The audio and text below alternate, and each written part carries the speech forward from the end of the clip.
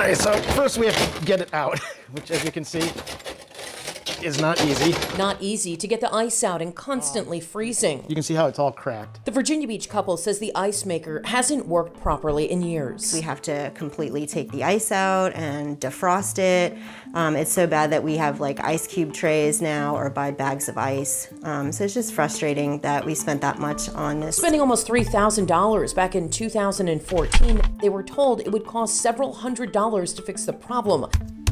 While Googling solutions, they came across Samsung Refrigerator Recall USA Now, a Facebook page with 93,000 members.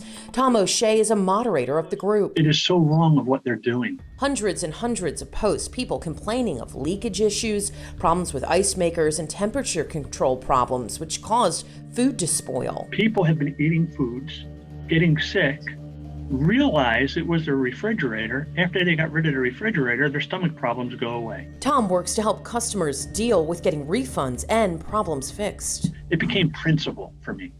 Seeing elderly getting taken advantage of, military people being taken advantage of, breast milk going bad. And medications going bad. He created videos and provided steps for people to follow when dealing with customer service. It's so frustrating. You quit and go away, you throw your hands up.